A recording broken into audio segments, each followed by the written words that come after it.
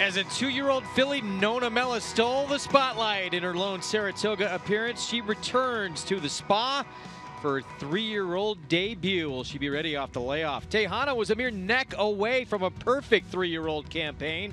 She'll face Nona Mella, hoping for better results from her 2017 debut.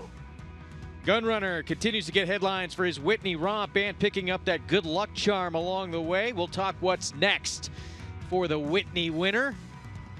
And he could have some company, it looks like, in his next start in the Woodward.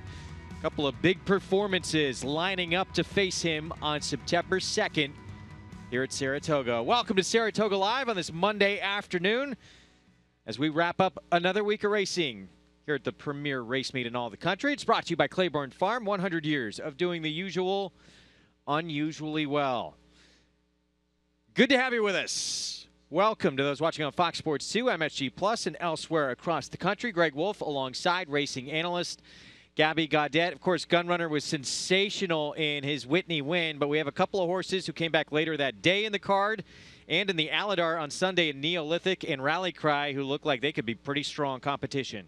Pretty strong. It is still, I think, Gunrunner's throne to challenge there, but we'll take a look at some of those runners that were super impressive that will be potentially heading towards the Woodward and giving him a run for his money. We'll take a look at Neolithic first, and this was a horse who has really danced a couple of dances in recent starts. I mean, he went over in the Pegasus World Cup and he challenged Arrogate in the Pegasus World Cup, even in the Dubai World Cup. That was his most recent win, Greg, and this is a horse who he probably didn't want to go 7/8 this day. I mean, he was pretty fully extended to beat the field that he did. Obviously, he's a horse that can build upon that last race because he wants to go 2 turns. And he was taken out of his running style. This is a horse who wants to be forwardly placed, and he had a close off of the layoff at 7/8 last time out. Yeah, never easy. There's always question marks, too. When you come back from Dubai, how are you going to fare? Bottom line is he got the job done, and since he's made that equipment change, he's added blinkers, it seems like he has been just a different horse. Meanwhile, in the Aladar on Sunday, we saw a monster performance from Rally Cry in the Aladar for Todd Pletcher.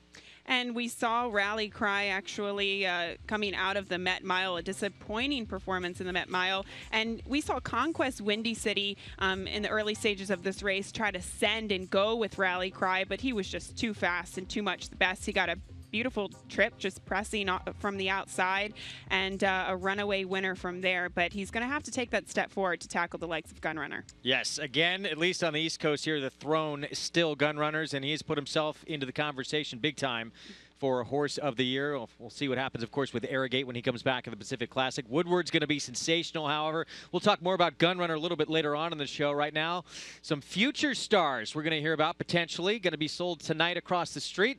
Check in with Maggie Wolfendale for more. And Greg, the Saratoga yearling sale is one of the premier sales of the year. Fasig-Tipton selects these 2 yearlings, and they go for big money. And speaking of which, this year's Belmont Stakes winner, Kaprat, he was purchased 2 years ago for $1.2 million for his current owners, and he was the 3rd highest purchase price of that sale. That's $1.2 million. There were horses that sold for more than that, including a $2 million horse. We'll see how much money is brought in tonight and tomorrow night just across the street in the Humpy S. Finney Sales Pavilion. And taking a look at 2 that caught my eye as far as their pages were concerned. Hip 81 is a Uncle Mo colt out of Teak Totem. He's the 3/4 brother to Adios Charlie. And 181, she is an Orb filly. We've seen these horses get off the mark pretty early in their careers, and she is a 3/4 sister to Corfu, who is the Saratoga special winner, as well as having Peace Rules in the Second Dams family. So we'll see how much these 2 go for, as well as the rest of the sale. It's not only a horse sale, but it's also a social event. So come over and see what's going on at the Saratoga yearling sale. Greg, will we see you there? I will be there. Maggie was convincing me I have to go to this sale because it is such a great time socially as well. Gabby was saying the same thing, so I'm absolutely making an appearance tonight. It's packed. You'll be surprised by how many people show up, and it's an event. You get to see beautiful horses, and it's definitely an event to go and see. I've been for the past couple of years. You got to get out there. It's actually a party Oh, and also a horse sale. Exactly, party first. Oh, then yeah, exactly. Gets people going, and but yeah, you get to see beautiful pedigrees and people in the industry that are legendary. Watch and play along with us as we bring you the races from Saratoga today. You can get signed up and started with Naira Bets. If you bet 200 in your account, you get 200. Use the promo code PIG5 to get signed up and started. You can play with Naira Bets all across the country. Naira Bets, it is racing's best play. Race 7 is our first race coming up here in about 18 minutes. It's 7 furlongs on the main track. Nona Mella makes her return here to Saratoga for Todd Pletcher. The 8th race, 6.5 furlong event, and we'll close things out in race 9 on the turf. New York bred maiden special weight at 1 1/16. Conditions for this afternoon: main track fast, turf course firm, and beautiful weather. Partly cloudy, 73 degrees. We're hoping it stays that way. For right now, it's beautiful. It's absolutely gorgeous. There was a little bit of weather in the forecast, but Greg, it's gorgeous. It feels like a fall day, and it's actually packed here today. I was looking at the box seats earlier, and it's a beautiful day once again to be here at Saratoga. Well, the 7th race coming up, 7 furlongs, allowance optional claiming field, compact but extremely competitive group. And a filly who was the winner of the Grade 2 Adirondack here last year at Saratoga for Todd Pletcher. She won that race by 6 lengths. She's coming back making her 3-year-old debut. She is the current 8-5 favorite on the board. I think everybody was pretty surprised when she won the Adirondack. We saw Todd Pletcher do this a couple of times with horses he brought up from Monmouth victories and running against Graded Stakes Company. But she got the victory. She's just going to have to prove that she can take that step forward off the layoff. Also part of the team downstairs, let's check in with New York Racing Association handicapper Andy Yearling, former New York Met and LA Dodger, Paul LaDuca. And you guys surprised to see Nona Mella open up at this short a price? No, I mean, she's going to probably be second choice when you look at the multi-race bet. She'll be second choice. And I think the question for you, Paul, is can she duplicate that performance in the Adirondack last year? Because it frankly sticks out like a sore thumb in her PPs. The other 3 races she ran were really not that good. Well, you can make excuses for a couple of her races, right? She stumbled at the start in her second career start. And then last time it was a legit bobble in the Frisette. Now, Libby's Tail came back to run a decent second yesterday. Yellow Agate has not, a Yellow Agate. I mean, the Adirondack was a good race. She got left in that race, too, as well. She has problems at the gate. She needs to get a little bit better there. Yeah, we'll see how the pace plays out. Todd Pletcher has decent enough stats from a percentage standpoint coming off of long layoffs, and this one is almost a year. It's been 10 months since we've seen her. 250-plus days, he's around 26%, but the ROI is not there. Yeah. I think that reflects Nona Mella very well. If he wins 25% of the time with Nona Mella and you bet her at 8-5, you're going to lose money. So for me, I might use her in a multi-race bet. I'm going to try to beat this horse. Well, the thing I do like about her is that she's opened up at 8-5, and her works are too slow to believe. She's a fast filly in the afternoon. There's no way a horse like this should be working 50 and 2 breezing. Is it money for Todd Pletcher? Is it showing stake-faced? We'll see. You and I are both interested in the one Malibu Stacy in this race breaking from the rail. And Malibu Stacy's a horse that finished a neck up behind the leader in the victory ride, the Grade 3 victory ride last year. She's a 4-year-old. Of course, Nona Mella is a 3-year-old. She has not gotten her act together yet this year. But George Weaver sometimes takes his time, and it's the 3rd start. He's having another terrific Saratoga. She gets Lasix for the first time. Today is the day I'm hoping for Malibu Stacy. Well, she keeps getting wide trip after wide trip. She also has trouble at the gate. 4 out of her last 10 starts, you see a comment line where either she stumbled or she bobbled. And then she ends up being behind the 8 ball and never having to rally wide. I think if she breaks out of the gate today, if you look at her best races, they're when she's up close. So a good break for her, saving ground, could be the key. Yeah, she needs to get a little bit more pace in front of her as well. Now, the 4 Annie Rocks will be the favorite by post time. And the question with her is not from a speed figure standpoint. Her dirt races are faster than these horses. She's running races quicker. But I think this competition might be a little steeper than some of the fields she's faced. That's a good point. She's a tricky horse to read because if you look at her only dirt starts that are on fast main tracks, you can't see them. They're way back in 2015. Her sloppy efforts, you're right, Andy, they killed this field. And off the turf races, the competition not usually as strong. But she is a dangerous horse. But the truth is, when you're looking at these horses, Nona Mella is the one you have to focus on in the paddock, and nobody better to do that than Maggie Wolfendale. And taking a look at Nona Mella here, Andy, I think she's grown. I think she's filled out. She looks great to me, and I like her forward energy. She just has kind of that game face back on that you like to see with fillies coming back off layoffs. You know, she's not nervous, and she's not too lackadaisical either. She's just intent on her job, it seems as though, and she's dappled head to toe, and I like what I'm seeing from her. Furthermore, the 7 furlongs seems to be ideal. Next, we'll check in with number 2. That is Tejana. She last time in the paddock got a little hot, a little washy, you know, a little sweaty at certain points, and that to me just indicated that she may have needed her last start. You know, she wasn't away quite as alertly as you would have liked to seen for a filly in her previous efforts. Had some speed, so I think today we're going to see a truer, more fit, more possibly well kind of prepared, at least at the start, Tejana, see if she can get back to her winning ways. Next, we'll check in with an out-of-towner, a new face here as far as New York is concerned, and that's number 3, Improv. She is huge. I mean, she's a very big, lumbering type of filly, so I'm a little bit concerned because her best races have come when she can control, when she can dictate up on the front end, and to me, she doesn't seem like a filly who is fast enough, or excuse me, mare, who is fast enough to compete with some of these others in here for the early lead, and for that she's kind of up against it here. Other than that, she does look terrific. Guys? Maggie, thanks. Improv 5-1. As you get a look at Jose Ortiz, he'll be on board Tejana next door, one of the speedsters in this 7th. Coming up, we're going to take a break. Next on Saratoga Live, Gunrunner picked up a lucky charm in his Whitney win. Not that he needed it. We'll revisit his dominant performance when we come back. The graded stakes winning son of Bernardini is off to a sensational start at stud. Among the leading freshman sires by winners in graded stakes horses, his first crop 2-year-olds commanded prices up to 36 times his stud fee. Leading progeny include TD and Rising Star Recruiting Ready, second in the Bashford Manor Stakes, and stakes placed for former Junket. The pedigree, speed, and class to become the next star in this sensational sire line. Algorithms at Claiborne Farm. Make NyraBets your home for online horse racing and betting. Use NyraBets to bet on live horse racing from around the world. Bet from anywhere, anytime using your computer or mobile device.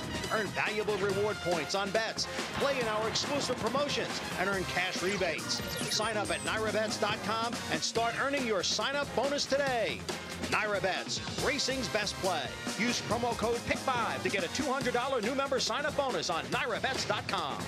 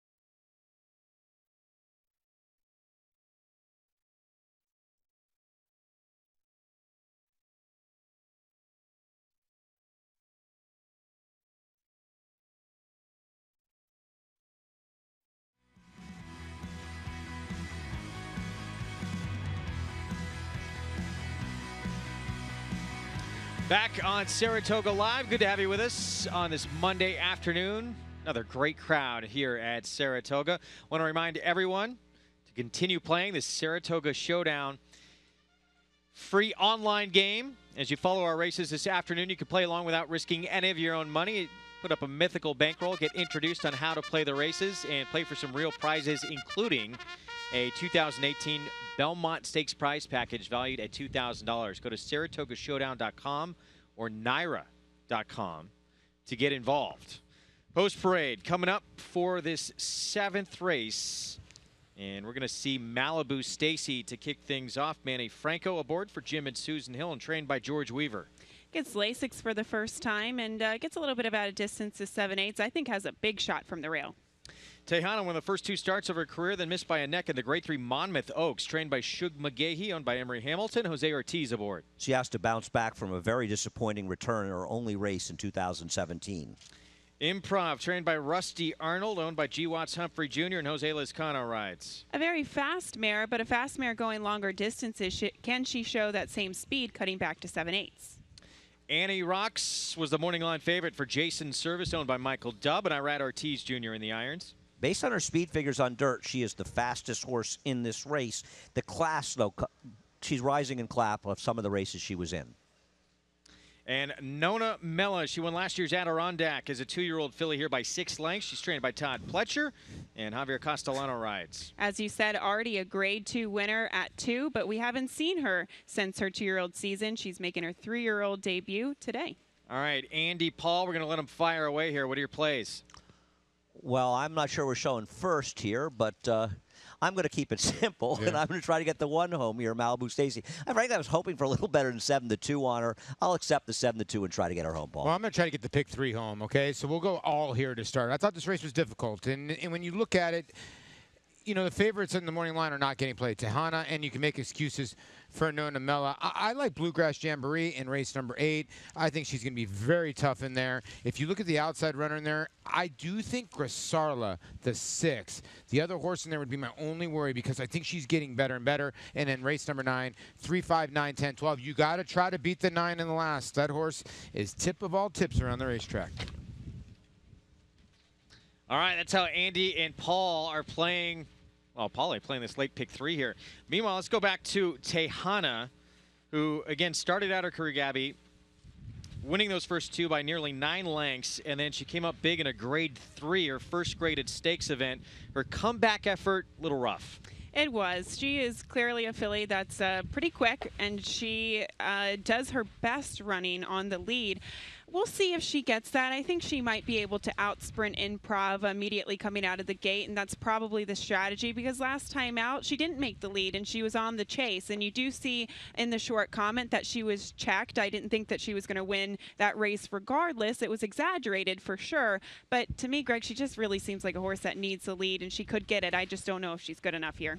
Yeah, guys, horses were starting to go by her in that comeback race, but she was shut off in the stretch. Yeah, she was completely finished in there, though, and I think it was a meaningless steady. But regardless, I agree with Gabby. They've got to go. Jose Ortiz has to be thinking, I'm sending it here. We'll see if the 5 breaks sharply, if she could run with her early. We'll see if Improv shows speed. They got to try to clear with her because I got to tell you, Paul, she did not run a step last time. No, she didn't. And Gabby's completely right. The check was a little bit exaggerated. And you always wonder after a nice effort in the Monmouth Oaks why Shug basically was resetting this daughter of Curlin. And maybe that was the reason why at 85 cents on the dollar he told you the story. Well, the question is, where was she for 10 months? I mean, she runs a very good second in the Monmouth Oaks. I mean, obviously Songbird is out there, but there are other races where she could be running without Songbird in them for 3-year-old fillies. She's out for 10 months. There had to be some sort of issue. And the question is she the same horse that she was last summer? That's a big issue, right? I mean, she's getting bet now down to 9-2 because I think a lot of people are looking at the morning line. But I'm with you. I think she is a horse you can play against. Now, the horse on the screen, Annie Rocks, she's a tough horse to read. 3 for 3 on wet surfaces. Her dirt efforts, her dry dirt efforts are a long time ago, and she's basically a turf horse. Her inner dirt races are okay, but they're going around 2 turns. Meanwhile, Maggie standing by with the connections of a filly who was special here as a 2-year-old and still feeling pretty good, I think, about that Derby victory as well.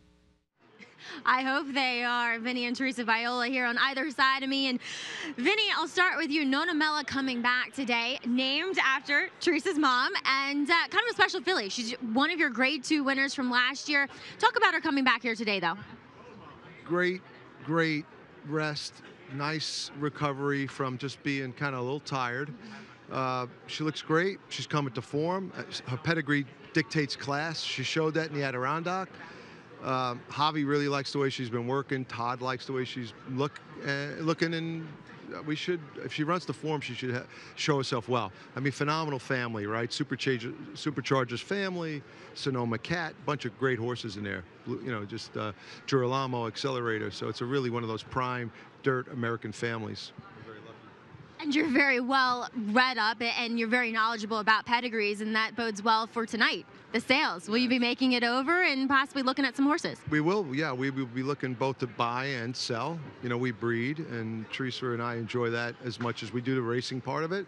So we got a couple of really nice horses in the sale to sell, and there's 3 or 4 that we're really looking at hard because we think they could be 2-turn dirt race horses, and that's what everybody wants, right? Looking for it. Saratoga to watch 2-turn dirt races. And looking for another Kentucky Derby win, hopefully. So Anthony's right behind us, but I was just saying to him, you know, it's hard to do, but we got to give it another shot. So, and we will. So. Well, best of luck here, and wishing you best of luck for the rest of the meet and the year. Let's hope for a safe trip for Nona Mela and my grandson. I hope he's out there watching. And Vincent, if you are, let's root for Grandpa and Grandma. You heard that, Vincent? You better be rooting. All right, guys, best of luck. Thank you, Maggie. Thanks. Greg? Vinny Viola, part owner of Always Dreaming. Nice to have a Derby win. You win one, though, and then you just want to experience that again. Exactly. And you know what, Greg? It doesn't happen. It's not easy to get a Kentucky Derby win, but what a thrill it must have been for them this year with Always Dreaming. It's not even easy to get in the starting gate for that True. race. So pretty amazing accomplishment. Nona Mela right now, as you see her there, 9-5 on the board. There is a look at Improv. She's going to be cutting back in distance here for trainer Rusty Arnold. Maggie seemed to be a little concerned with her ability to get to the front in here, and there's some speed inside and outside of her. I do think Tejana is going to be a little bit quicker than her out of the gate. And this is a mare, who is cutting back in distance. She's been 1 1/16 in her past 2 starts, and she's done well going 6.5 and 7 furlongs, but I don't know if that is her best distance versus where I do think that this might be a stronger distance for other horses in here. And not to mention Rusty Arnold with turnbacks on the dirt. He's got low stats there, so I did look in a different direction in terms of the win proposition. It looks like Andy and I actually agree here with Malibu Stacy. On Andy Improv, that's a pretty tough race, though. She is coming out of at Indiana. I agree. I think she's a dangerous player. I love turnbacks. Gabby's correct. I mean, Rusty Arnold's number with turnbacks are not strong. She's absolutely right. The question, I guess, with her is she improving in these distance races, or is she improving as a racehorse? It might be both, but if you look back on her, her best speed figure in 2016 was in a 1-mile race at Churchill, but that's around 1 turn. That's around 1 turn, you're right. And then the other one was a good race going 7 furlongs. She gives you the illusion, this mare, that maybe she'll be able to pass her at 7 furlongs. And yeah, maybe. And you're looking at the 4 now, Annie Rocks. She's going to have to pass her. So I think she's the horse coming out of these long turf races with Nona Mela the 5 and some speed, obviously, from the 2. That's a horse that's going to be in dead last looking for some pace. Yeah, it's an interesting race because it's not clear where the pace is. I feel like Jose Ortiz is going to look to blast off, but you're right, looking at Annie Rocks. She is going to need some pace up front because she's going to be closing at the end. So it's a 5-horse field, but there's a lot going on in here. Yeah, 5-horse field, and just 2-1 and 5-1 separates every single runner on the board. And it does look, Gabby, like Jose Ortiz on the 2 Tejana could be the pace, but Improv, we'll see. That's where she likes to go, but cutting back in distance, she may not be as sharp. Exactly, and that's why I kind of wanted a horse that would be tactically positioned, and I found that in Malibu Stacy. We can see her on the screen right now, Greg. We know that George Weaver, his stats off layoffs, they're not great, so I think you could give her a benefit of the doubt in her debut for 2017, 2 starts back, and then unfortunately she chased a 6-5 favorite around the racetrack last time out. So each of those experiences this year has set her up, I hope, for success today. She does get Lasix for the first time today. Talking about the one there, Malibu Stacy, it is the 3rd off the layoff for her, which is often a best for a runner. We'll see. She faced a good one as well, Downtown Mama last start, who's 3 for 3, undefeated for Linda Rice. Loading up for race 7, can Nona Mela get back to the winner's circle at the site of her best performance yet? We're about to find out. Let's send it upstairs to the voice of the Triple Crown for the call, Larry Colmus. Here comes Improv up to the starting gate. She takes stall 3, Annie Rocks. Rod Ortiz Jr. looking for his 4th win today, moving into line, and Nona Mela and Javier Castellano will complete the line here. Nona Mela is now the 2nd choice as Annie Rocks has taken over favoritism. 2-1 and 5-2. And they're all in line.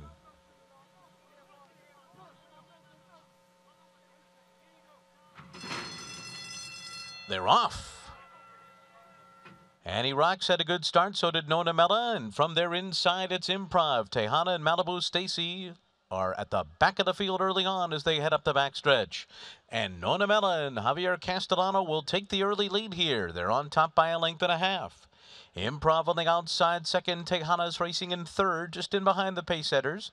And then it's Annie Rocks and Malibu Stacy, 23.05 the opening quarter mile. Nona Mella on top going to the half-mile pole, 3/4 of a length ahead of Improv in second. Annie Rocks is going up there 3 deep in third. Tejana will save ground into the turn, fourth inside of Malibu Stacy as they make their way around the turn. So it is Nona Mella, Improv, and Annie Rocks, and they're across the track. And now Malibu Stacy is taken fourth outside of Tejana. The half was 46.59, and they're coming toward the top of the stretch. It is Nona Mella turning for home in front here, trying to shake away from Annie Rocks, and they're into the stretch. Nona Mella by 2. Annie Rocks second. Malibu Stacy is third on the outside, and then it's Improv and Tejana. Final furlong, Javier Castellano getting more from Nona Mella. They've got a 4-length lead here. Malibu Stacy has taken second, and Annie Rocks is third. Nona Mella looking good. Wins it by 4 lengths over Malibu Stacy. And then it was Annie Rocks and Tejana. The final time was 1 minute 24.24 seconds. Nona Mella in her return to Saratoga. Brilliant performance here off the bench. Safe to say it, she likes it at the Spa. Exactly, and she did take that step forward as a 3-year-old here today. But we did see maybe the dynamic of the race change a little bit when Tejana decided to rate coming out of the gate. We did think that she was going to be the main speed in here. Instead, Nona Mella took the aggressive approach under Javier Castellano, went to the lead, and it was all said and done. From there, we saw a couple of runners trying to make a run behind her, but she was just simply the best here. You don't win 4 Eclipse Awards in a row by not being a good rider, and a rider takes advantage of circumstance, which is exactly what Javier Castellano did. He sensed they were going slow. Nobody else wanted the lead, so he's able to control at a very moderate pace out here. She ended up being much the best in here, but she absolutely got the best trip. Yeah, you know, the two broke a little bit flat-footed, and then Jose Ortiz tried to get her towards the front end, and then Javier already shut that door. He's one of the best at shutting the door when he breaks well and you don't, and the race was over. Malibu Stacy, I thought, ran her race, but just no match for this horse who gets back into form, and Grandma and Grandpa Viola are happy. That's certainly going to make them happy, yeah. So the rooting back home, I guess, did good. Nona Mella back in the winner's circle. Dominant performance here in this 7th race. Perfect 2 for 2 at Saratoga, and a winning return to the races in her 3-year-old debut. For trainer Todd Pletcher, there he is. And you know what? She really did improve off of her last race. So we saw Libby's Tail come back with a nice performance yesterday, and she did as well. And she beats a compact field, but a decent group here that she beats as well. So Nona Mella gets the job done in her 3-year-old debut. We'll be back with the prices right after this. A lot more to come. Still ahead, bumps and bruises. It's all part of the territory for the starting gate crew. We'll go behind the scenes with the starter when we come back.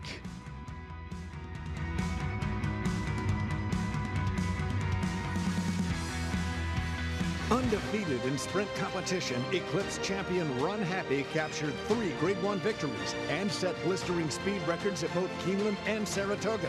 In the Breeders' Cup Sprint, he dominated the world's fastest runners, going 6 furlongs in a record-breaking 108 and change. The only horse nominated for 3 Eclipse Awards, Run Happy was crowned champion male sprinter, all the while racing 100% drug-free. Champion, millionaire, record breaker, Run Happy, standing at Claiborne Farm.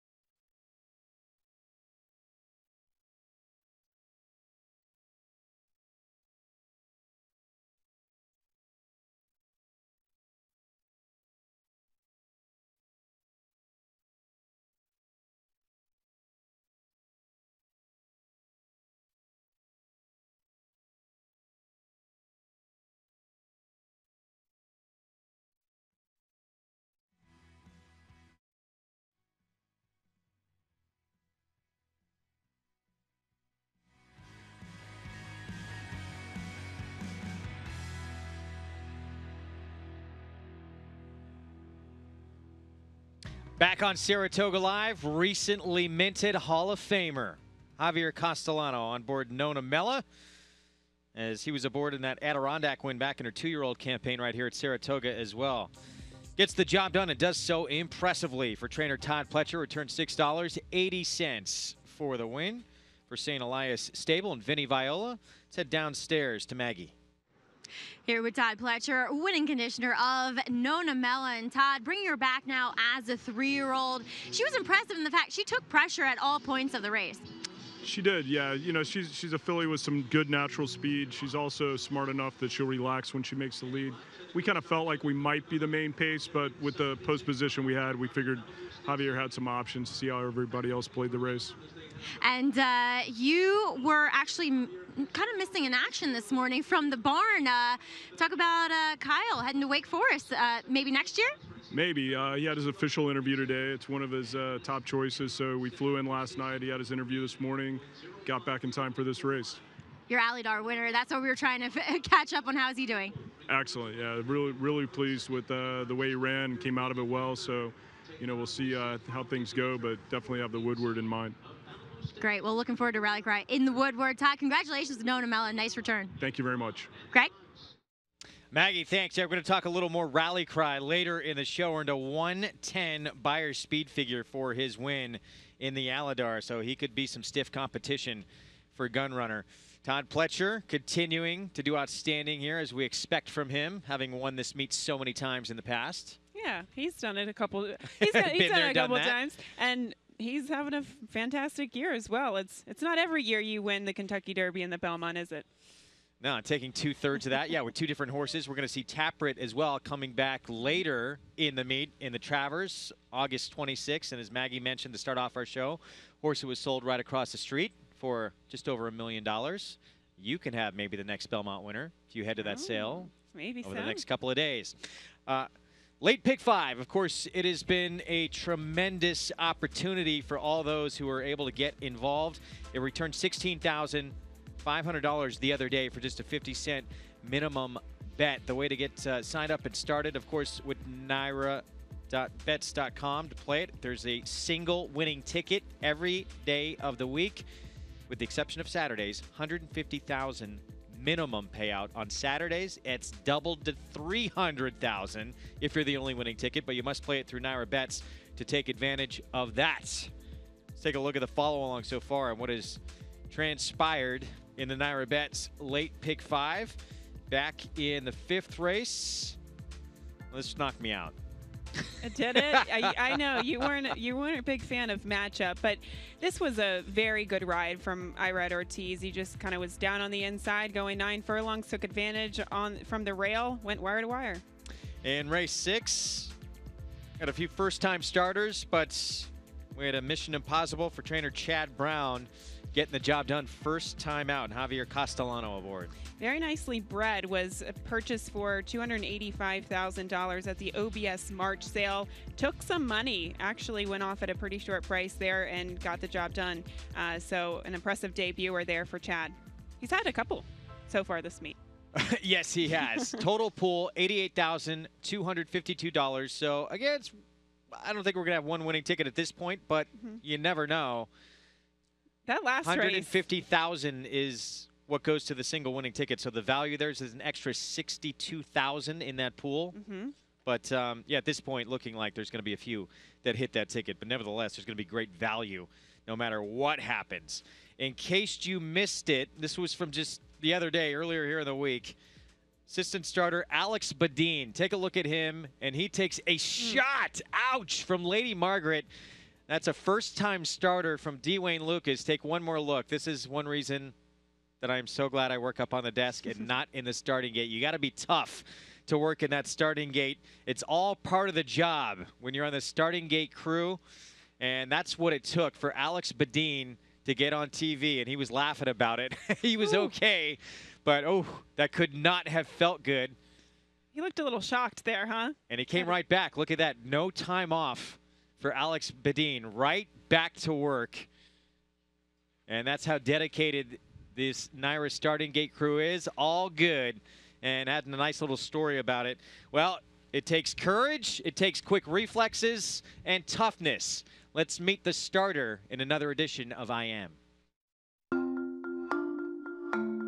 I am Michael Pup McMullen, and I am a starter. Be the role of the starter, make sure that everybody gets a fair start in the afternoon. The morning is where it all starts. It's basically where you get a line on the horses, what their quirks may be or may not be.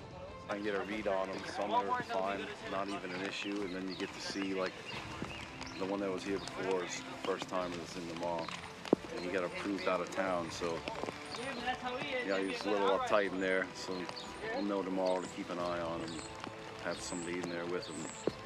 My favorite part of the job is in the mornings, and either getting a horse through all his things that he needs to get okayed or dealing with problem horses is probably my favorite thing to do.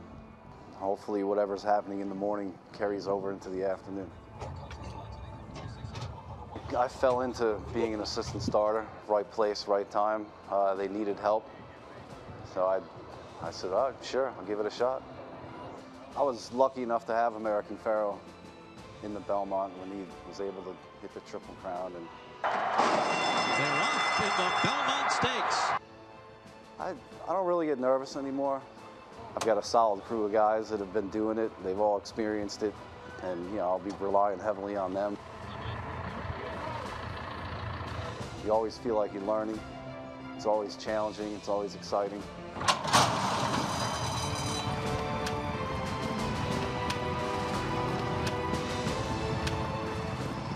Give any cues, so to speak. Once that last horse comes in, everybody knows it's time to go. And once that outside man gets set up, he'll say, you got him, or something similar to that. And basically, if nothing else is happening, that's when it's coming.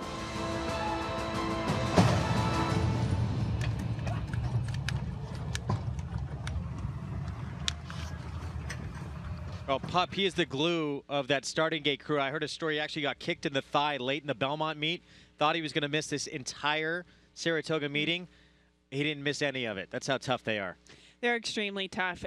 You know, sometimes the assistant starters, the starters are, we don't talk about them enough because they do an absolutely tremendous job day in, day out and make sure that everybody gets out safely. And he's part of Triple Crown history as well. He was the man in the starting gate there with American Pharoah as he completed that Triple Crown in 2015. We're going to take a break in the action. We will be back. Still ahead, we'll show you what's trending. Not surprisingly, Gunrunner's dangling horseshoe still getting plenty of attention. We'll talk more about it when we return here on Saratoga Live. Stay tuned. Selected sales, superior results. Success starts at Saratoga, the #1 ranked yearling sale in North America. Eclipse Award-winning Songbird was bought at Saratoga Fasig-Tipton. Where will you be this August? Eclipse champion Stellar Wind is a Fasig-Tipton Saratoga grad. Where will you be this August? The Fasig-Tipton Saratoga sale, August 7th and 8th. Where will you be? And they're off. NyraBet's Pick 5 is now available exclusively online at NyraBets.com. Bet the NyraBet's Pick 5 every race day with a 15% takeout on the last 5 races on the card from the country's best racing at Belmont and Saratoga. Find it nationwide on NyraBets.com right in the Bet Type drop-down menu or at any Nyra track or New York OTB location. NyraBet's Pick 5, racing's best bet.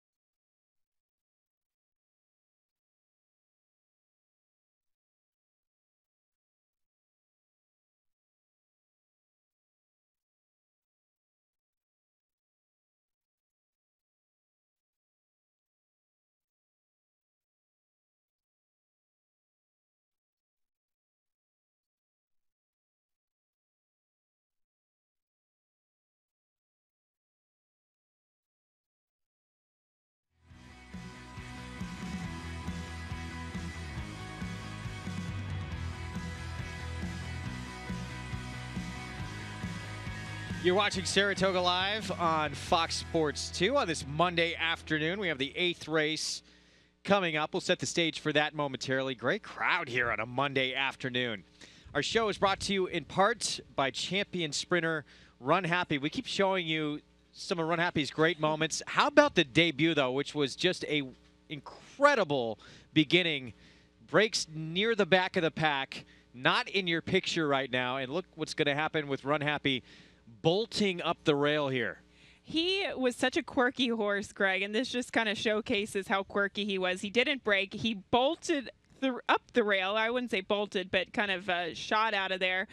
And then he starts lugging out, coming around the quarter pole there. But he went on to win this race, his debut, by, what, 8 1/4 lengths, almost 9? All kinds of green, still completely erratic all over the stretch. But still, in the end, yeah, winning margin was pretty impressive considering how he broke in this race, and that was just a sign of great things to come. He wound up winning at 6 different racetracks, scoring on multiple types of surfaces, all while racing 100% drug-free. There he is in the farm in Paris, Kentucky. Set the track record at Keeneland as well in the 2015 Breeders' Cup Sprint. He was the only male this century to win on dirt without running on Lasix. Run Happy now standing at Claiborne Farm. What an incredible sprinter he was in his career. So fast, so much natural talent. Race 8 coming up next. 6.5 furlongs in New York bred. Entry-level allowance ahead. And right now, Bluegrass Jamboree for Charlie Baker. We'll have Manny Franco aboard. Manny Franco had a big day yesterday. Got going with 3 wins in a row.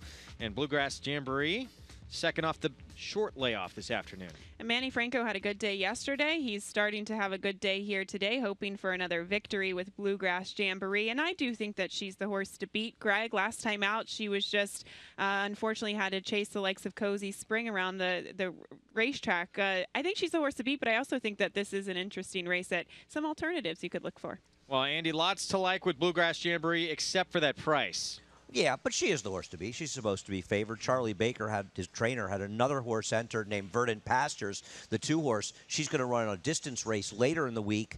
And Bluegrass Jamboree figures to get some pace to run at, and she's just been a new horse in her last couple races. Yeah, she has. You could argue maybe that she hung a tiny bit, and you can see right here, it looks like she's going to about win this race, but the horse in front of her just kicks away.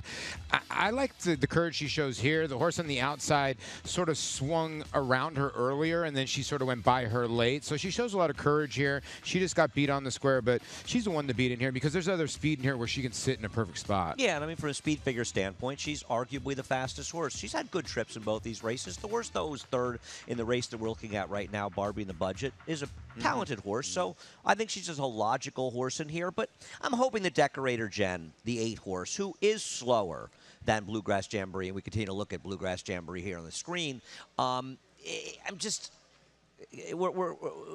Decorator Jen, she is a little slower on buyer figures, but she's had a little time since her last race in June, and she was facing some of the better sprinting fillies in her division, the state breds. We saw Royal Heritage win yesterday. That was her 3rd straight win. Holiday Disguise might be the best horse in that division. So I'm hoping it's a bit of class relief for her. Yeah, her race 2 starts back. She drew a tough slot there with the 1 hole and those kind of fillies in there when you're sort of forced your hand. But is her hand forced here? Now, Quasarlo, the 6 is very fast. The 8, Decorated Jen. But the 7, Shimmering Moon, is a horse that's very, very fast. So I'm wondering off the layoff if Jose Ortiz is going to choose to rate. I think she'll be sitting 3rd. I mean, I'm hoping she's sitting in the garden spot behind Grisarla and Shimmering Moon. Now, the 7 Shimmering Moon we're looking at here, she likes to flaunt her speed. Last time out, they tried a mile. The horse who beat her, a Chad Brown horse, ran off the screen. Yeah. She's also running here later in the week, as is the horse who finished 3rd. That was actually a pretty good effort when you consider she was trying to get a mile and she lost to a superior horse. But can she deal with the speed of Grisarla inside of her, Paul? I mean, she gets a barn change, right, to the Michelle Nevin barn, and you get the same jockey with Hector Diaz. I don't know. I really don't see it, Andy. I just don't know if she can hold off Decorated Jen early. Grisarla's quick in here. And like you said, Bluegrass Jamboree is not going to be too far back. Yeah, it'll be interesting to see how it plays. It's a bit of a chess match. It's the way they are in many situations. Now, we got Maggie to help us out. Take a look at them in the paddock. I'll try to help out here, Andy, as we'll take a look at number 7, Shimmering Moon, who will go out for Michelle Nevin for the first start after Mike Hushin. And looking at her, she's sharp. She's always a sharp filly, but she's probably even more so than what I've seen her in the past. She's really on the muscle here, kind of tugging both her groom and the person on the offside around this paddock, that is for sure. The front bandages do go back on for this start here, but physically, she looks fantastic. I mean, she's always a good-looking type, but she's going to blast away from here, I think, and try to play catch me if you can. Moving on to number 8, Decorator Jen. I think she looks great.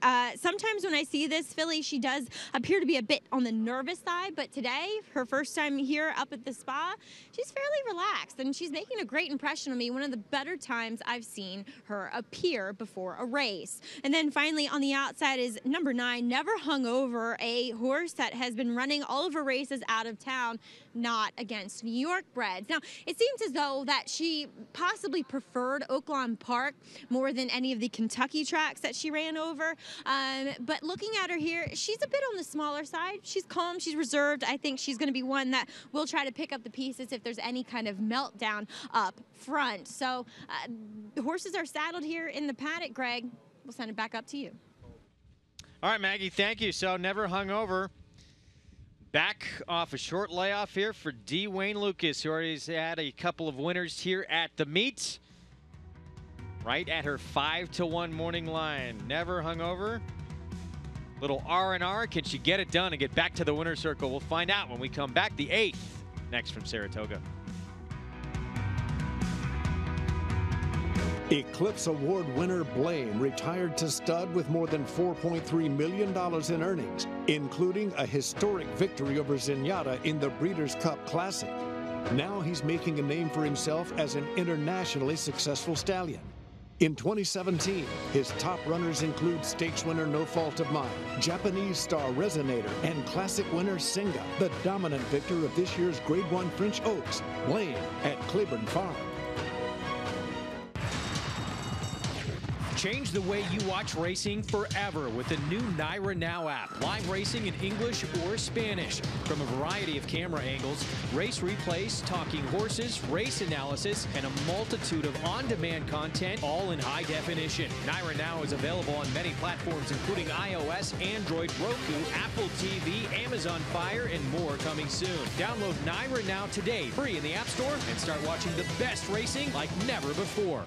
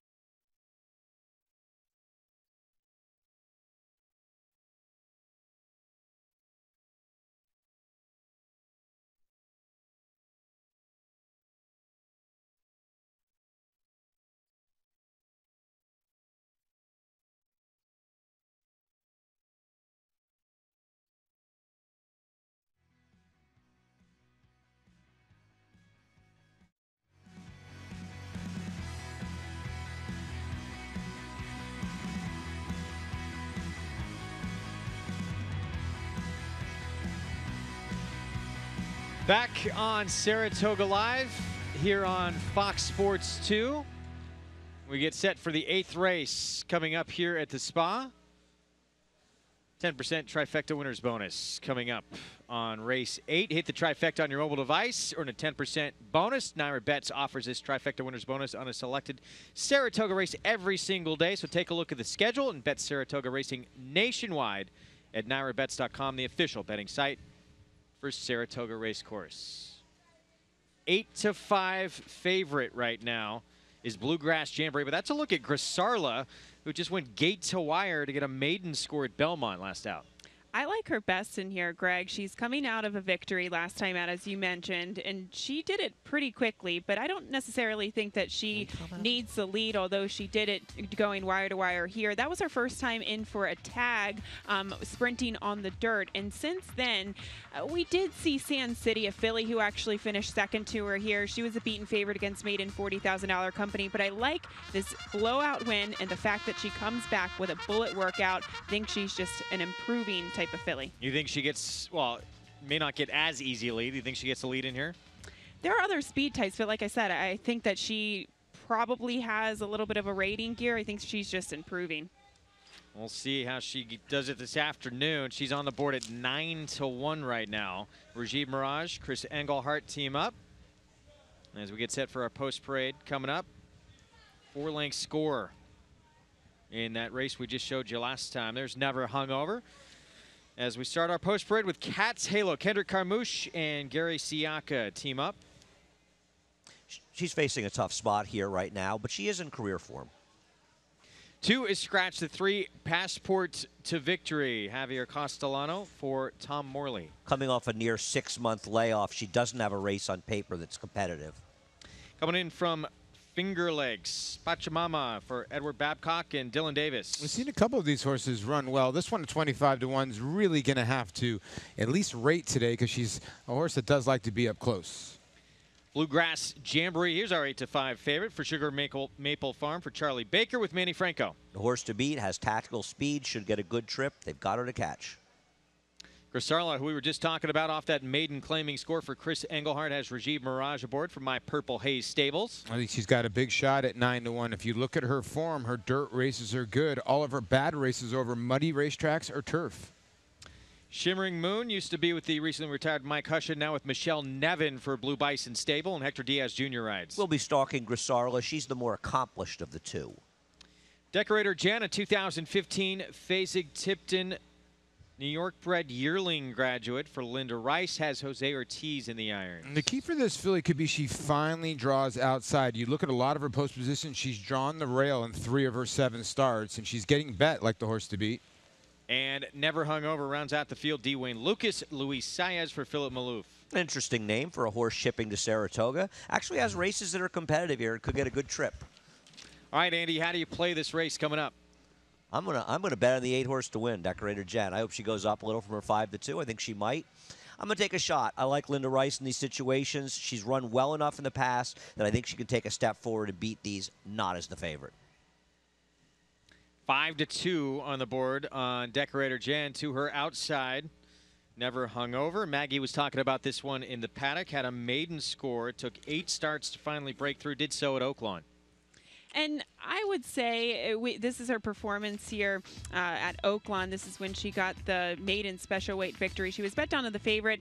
And, Greg, I think that she just met the right field that day. Now, the advantage on paper is that she's faced open company in her last 2 starts. She hasn't faced those New York breds. But the New York breds that several other horses have been facing in this field, well, they've been good. Royal Inheritance, Holiday Disguise. These horses are very, very good. So I still think that this is a very tough field that she's facing. I think Gabby makes a very good point, though. It's her first time against New York breds, and she's got a couple races that are fast enough to win here.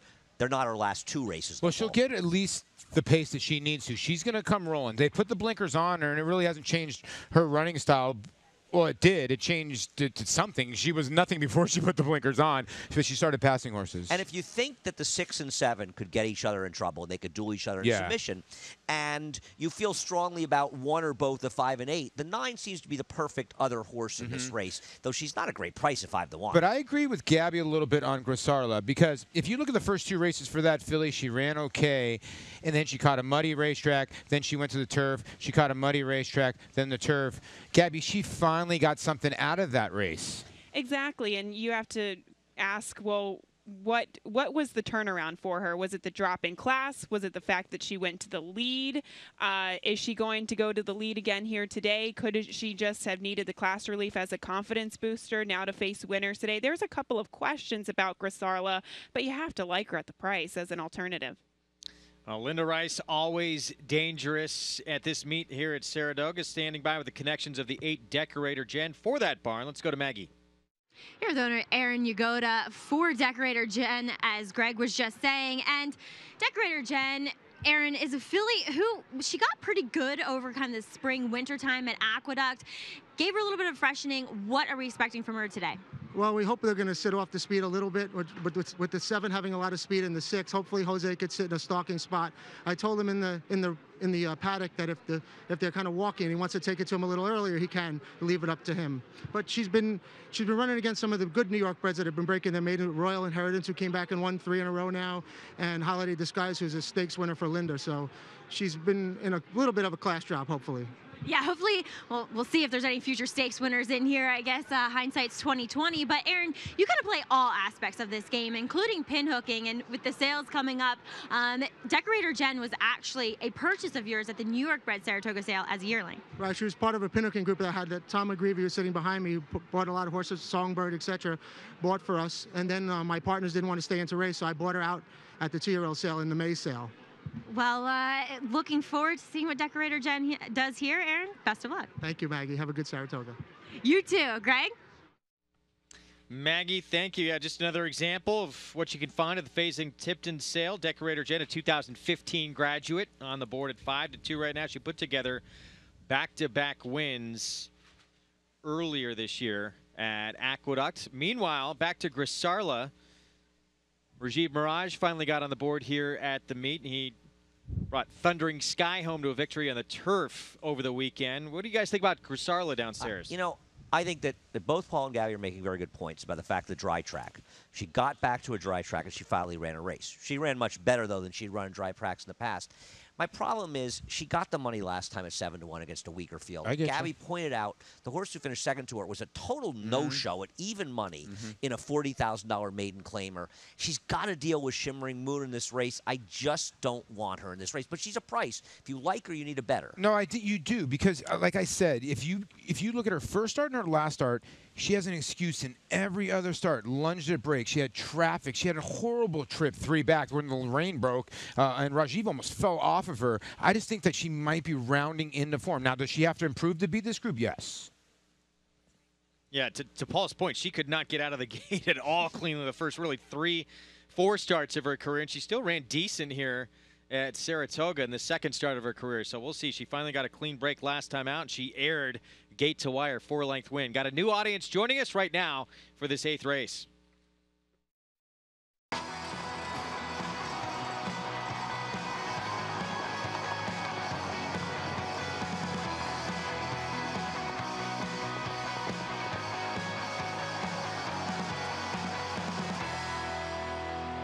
Welcome to Saratoga Live. Good to have you with us on this Monday afternoon. It is presented by Claiborne Farm. 100 years of doing the usual, unusually well. Race 8, just a minute to post here at Saratoga. As you watch these races here on Saratoga Live, you can play along from home as well here at historic Saratoga Race Course. Get signed up and started all across the country with Naira Bets. If you bet $200 in your account, you'll get $200 in your account with that promo code Pick5. Go to NairaBets.com. Again, available all across the country to be able to get signed up and started and take advantage of that promotion. 8-5 favorite. I guess I should say who we are here, our altitude viewers. Greg Wolf alongside Gabby Gaudet up here on the roof as we take a look at our favorite, Bluegrass Jamboree. And Gabby, your thoughts here on the current favorite? Well, I know the 8 in here, Decorated Jen, is taking some money. She is your 8-5 favorite, and I think rightly so. She is the horse to beat from what she's shown in her lone 3 starts in her career. I thought she was impressive first time out. She came back to face winners at 21-1, got the victory. Last time out, unfortunately, she chased a wire-to-wire winner in Cozy Spring, but there seems to be a decent amount of pace in here, and she's got tactical speed to sit the trip. You guys agree? No, I think Gabby's right. I mean, she's the horse to beat for a reason. She's 8-5 for a reason, and good reason. Just as Gabby said, she's fast enough to win this race, and she can put herself in the right spot. Yeah, tactability, you're right. I mean, she can sit right in the perfect spot. You do have some speed all around her. The worry's going to be whether she gets buried on the rail, which is, I think in the beginning of this race, she's going to get a great setup with the 6, 7, 8, all of them blasting out of there. So she'll probably be saving ground along the rail. I think the only worry you're going to have to worry about is if she has to steady or get in some kind of trouble, or if the 6 and 7 just don't go after each other, you know? Yeah, I think that maybe the 8 has the advantage. You saw her Go outside, to Maggie that if Jose doesn't feel isn't developing in front of him, that he can be aggressive enough to put her in there, and she may have a little more tactical speed, but I don't think it's pretty close. I don't think Bluegrass Jamboree's slow by any stretch of the imagination. So 3-2 favorite, Bluegrass Jamboree. There again, they'll play for Andy in this race. That is Decorator Jen. She's on the board at 5-2. Second choice in here. She did put together back-to-back wins. One of those was on a sloppy racetrack. They both came at Aqueduct. She seems to be getting a little bit nervous on the track here today. And the concern, in my opinion, looking at her performances, Greg, she showed speed when she was going a distance of ground, and she's just not that fast once she's cut back in distance. She actually got, and Maggie actually mentioned earlier that Decorator Jen, it's kind of normal for her that she does get a little bit on the nervous side. But is she a closing sprinter? Is she a horse that wants to go longer? Does she just need that pace to collapse in front of her? I mean, she has been defeated by 2 very good horses in Royal Inheritance and Holiday Disguise in her past 2 starts. But I go back and forth thinking, does she want shorter or longer? We'll see what happens this afternoon. She clicks up a half notch to 3-1. There is Rajiv Mirage from My Purple Haze Stables on Grisarla. And again, a 4-length win last time out. You believe, however, a filly that does not have to have the lead can rate a little bit, and maybe that's a good thing, especially with Shimmering Moon next door, who you would think definitely wants to go to the front. I think Shimmering Moon will be sending out of there. I mean, it just seems like the strategy that she'll have. Maybe we'll see Grisarla just go after it too. Maybe it'll set up for a closer. Who knows? But I just really liked Grisarla's win that she's coming out of. Bluegrass Jamboree trying to make it 3 for 4 to start off her career for Charlie Baker. Let's send it upstairs to Larry Colmus, the voice of New York Racing, for the call. Race 8, Saratoga. The favorite Bluegrass Jamboree has stepped up, and the last one in will be Never Hungover, who is coming up to the outside stall and goes in. They're all in line.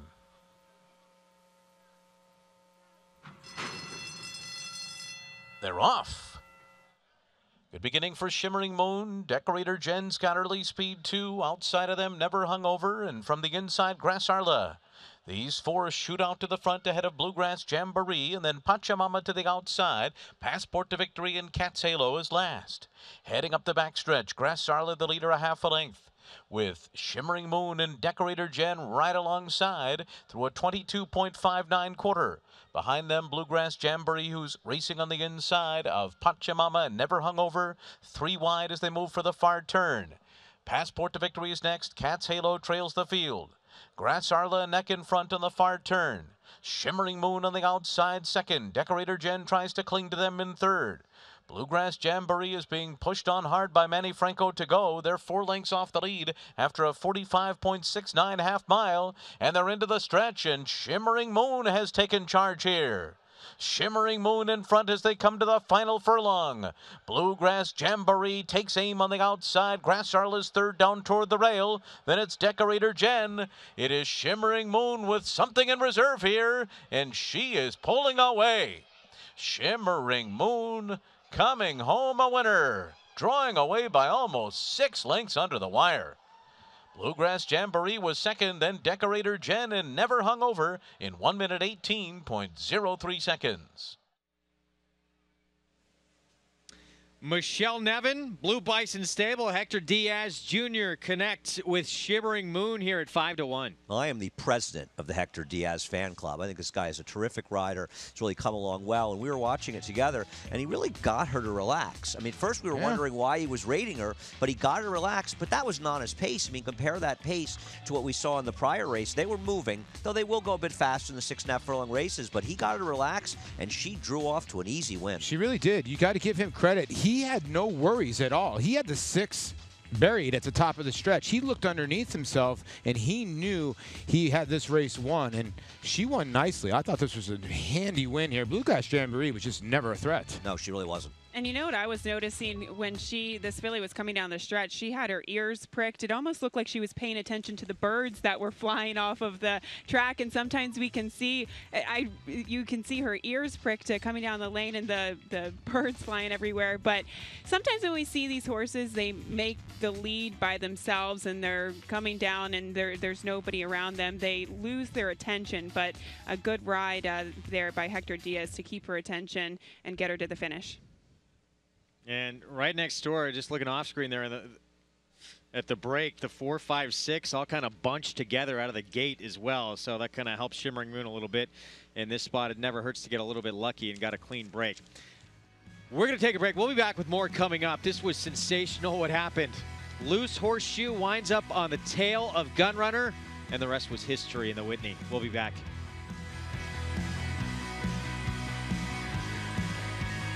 And they're off to New York, the premier state bred program in the United States. When you own a New York bred, your horse can run for more than $44 million in purses, restricted to registered New York breds. And the New York program pays awards to breeders, owners, and stallion owners when their New York breds finish first, second, or third at New York tracks. We have the quality. Dakota, they won't catch Monin. Monin wins the February Stakes. You have the opportunity. New York breds, get with the program. The best program. And they're off. NyraBet's Pick 5 is now available exclusively online at NyraBets.com. Bet the NyraBet's Pick 5 every race day with a 15% takeout on the last 5 races on the card from the country's best racing at Belmont and Saratoga. Find it nationwide on NyraBets.com right in the Bet Type drop-down menu or at any Nyra track or New York OTB location. NyraBet's Pick 5, racing's best bet. Grade 1 winner Data Link by world-renowned sire Warfront. Data Link scored in the prestigious Grade 1 Makers 46 Mile at Keeneland. Then set a new course record in the Grade 2 Monmouth Stakes. With a pedigree free of Mr. Prospector in the first 4 generations, Data Link is the perfect outcross option. His first weanlings turned heads, selling well above the stud fee. Data Link at Claiborne Farm.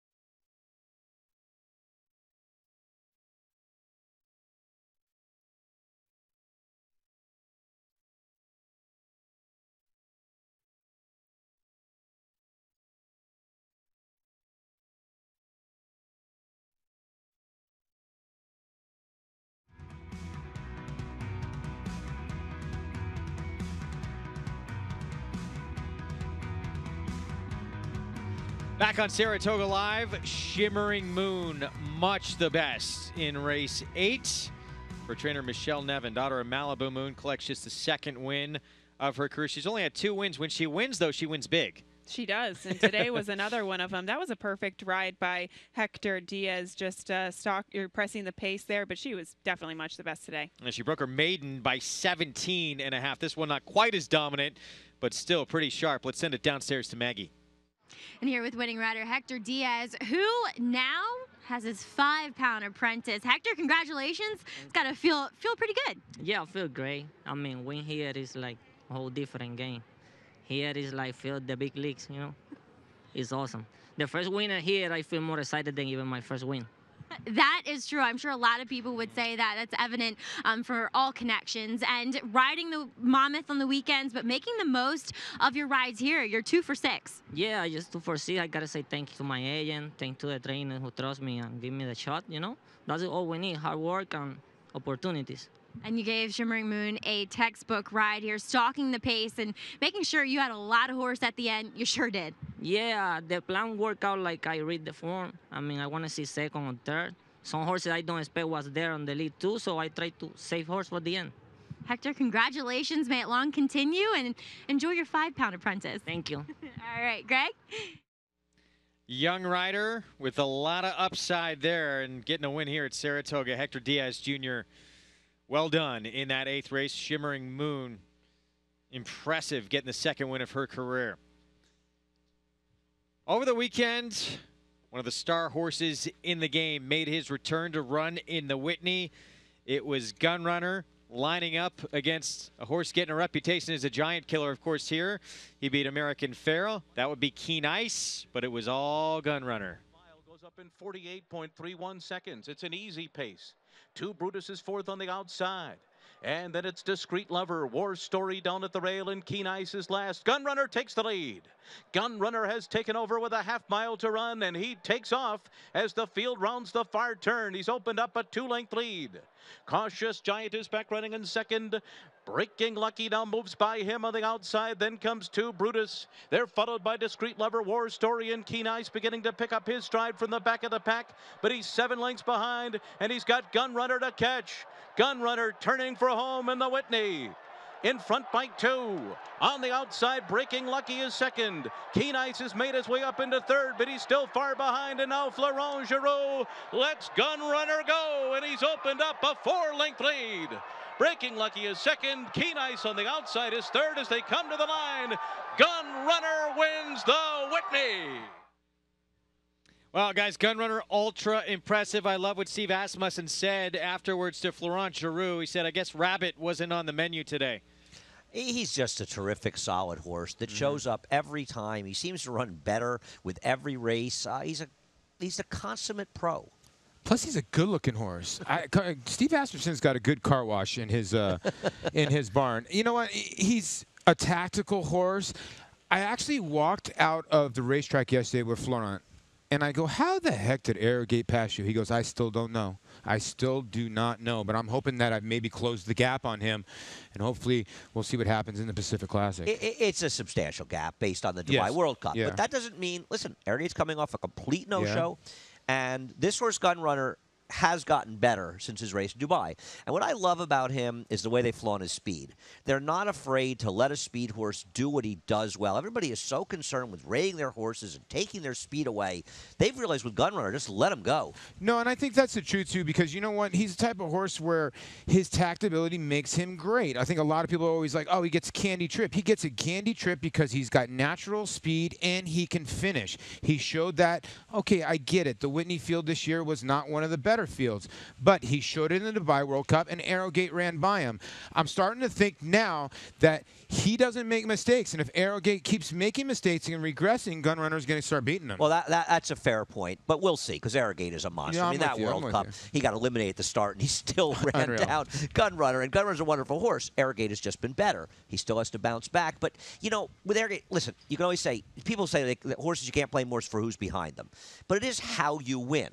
And, you know, you can talk about other horses that win narrowly in lower speed figures. You know, Songbird's come back this year, not to be critical, but she's run mid-90 by her speed figures and been narrow victories, though she did beat a very nice horse that we saw win our Chouvi impressively. Gunrunner is beating weaker fields, per se, for these grade ones, but he's destroying them and running huge by her speed figures. He's the real deal. I'm with you. I think he is. I really do. And the thing is now the Breeders' Cup is at Del Mar this year. You cannot launch from that far back. Now, is it going to be in Arrogate's backyard? Yes. But Steve Asmussen has a darn good record when it comes to Breeders' Cup Saturdays. I think this horse is the real deal, and I think it's going to be a lot closer in the Breeders' Cup Classic if they both match up again. I agree. It's a terrific matchup between these, and I'll tell you, the Woodward's going to be fun because Gunrunner's going to meet a new cast of characters. You guys touched on him early, and we've got that Tom's Day Todd as well for Al Stahl. Woodward's going to be a great race. Yeah, it's going to be tremendous. That is September 2nd here final weekend at Saratoga, but the way Rally Cry looked to, and by the way, a 110 buyer for his performance in the Aladar, Neolithic going to be in that race, and some other cast and crew. It's going to be a sensational race. But Gunrunner, right now, he is the horse to beat, certainly out here on the East Coast. And that Whitney win, spectacular in its own right. But then the fact that a once-in-a-lifetime event happened during the running of the race as well made it all that much more sensational.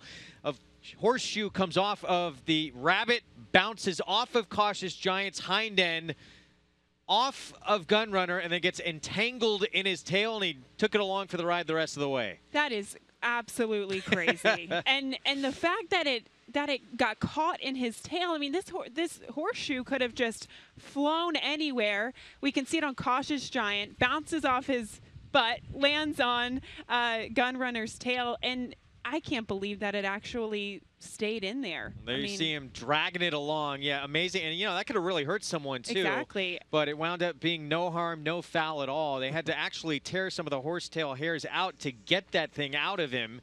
And then Steve Asmussen just casually kind of tossed it aside because they thought it was Gunrunner's shoe. Later found out it was not. Then they had to wind up purchasing it back to get the memento. For $100. Yeah. I think it was Scott Blasey, Steve Asmussen's assistant, had to go and pay a random fan $100 because they knew that it was going to be something special, maybe worth something. Well right? worth the $100. I just want to know if they're going to tie it back on the horsetail for his next race in the Woodward. That would be something. Maggie Wolfendale caught up with Steve Asmussen afterwards and asked the question everyone wanted to know about the Horseshoe. Have you ever had a horse finish a race with 5 shoes? No. I received multiple congratulations and texts, but twice as many did you see that, and I don't think you could, to have that happen in any race is so improbable, let alone with Gunrunner in the Whitney at Saratoga. I don't think I'll ever see it again, and I would choose not to. And just very lucky didn't hit him in the head, and that watched the tape, and with this pretty long tail, it kept it out away from him. It didn't ever come into contact with him until he came to a stop, which is very fortunate because it just, like you said, never seen it before. The strange things you see in racing, that's for sure. And your assistant Scott Blasey, he had to kind of pay to get that shoe back. The help walking back gave him the shoe, and he misunderstood him, and they thought it was Gunrunner's shoe, but not that it was. I mean, what in his tail? But he looked at it and said, "This isn't Gunrunner's," and tossed it aside. And then when he got several "Did you see that?" himself, he went back and had to purchase the shoe back. But anyways, we were definitely going to keep that as a memento, because if you told the story without the proof, I don't think you'd have many believers. There you saw, a few hairs gone on that tail. And I think just because Gunrunner's so darn fast, that's why it never hit him. Your time for what's trending in the game. This from Michael Johnson. Wow, this is the first time I'm seeing that it hit Cautious Giant, bounced off onto Gunrunner, and then got caught up in that tail. Even more incredible. It absolutely was incredible. I think something never seen before, and we may never see again in the history of this sport. Especially in the Whitney. Yeah. You know her down to run race for sure. Gunrunner was best anyway, says Tweedledee. But you know he couldn't lose after he added that lucky rabbit's foot at the half-mile pole. Hashtag shoe-in. I love it. That's nice from @ThroughTheBridle. Also from Joey Freeman. Seen a lot of things around the track in my 40 years as a horse racing fan. That shoot thing with Gunrunner was the bomb. It was. I mean, everyone here at the racetrack was talking about it. You heard it, just an extra buzz. Not only for the win, which was sensational in itself, but then everyone say, "Oh, did you see what happened? What's in his tail?" It was pretty neat. So excited to see some beautiful yearlings tonight. This is from Mary Eddy. Quality catalog this year. As always, that, of course, across the street, the Fasig-Tipton sale. I will be going to it. Hopefully you will, too. It's you a are fun going. event. Okay, good. I wasn't sure if you were. So now I'm definitely in. You can get social with us on Twitter. Those are all our handles. Be sure to use the hashtag Saratoga Live, and maybe you can be part of our show as well. We're going to take a break in the action. More coming up. We've talked about Gunrunner. What about the second place finisher in the Whitney? What is next for Keen Ice? We'll tell you when we come back.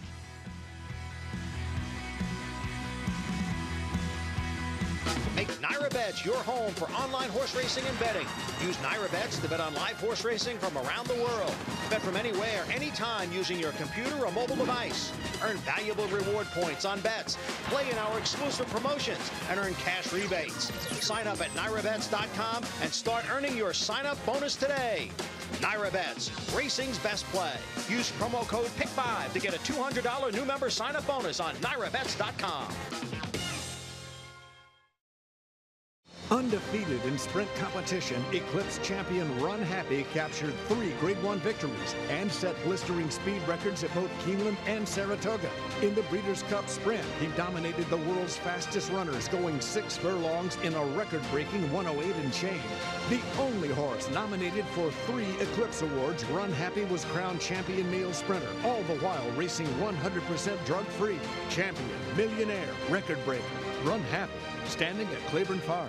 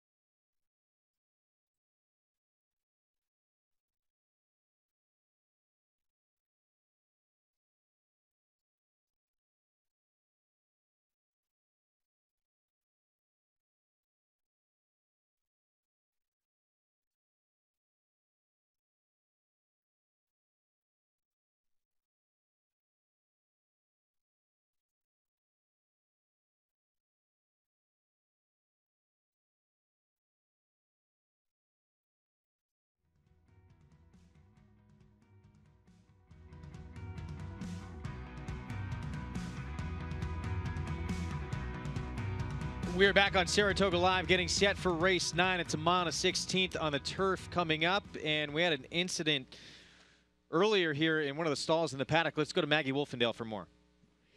Yes, number 5 in here, Dream Passage. She, when they were tightening the overgirth, went up and kind of fell over in the saddling stall. So she will be a late scratch here, Greg. All right, Maggie, thank you for that update. So 5 will be coming out in here, and now it's being announced by Larry Coleman. Smart and Sassy, the 5. Late scratch. Unfortunate. This was a horse who actually debuted on the turf last time out and hit the board.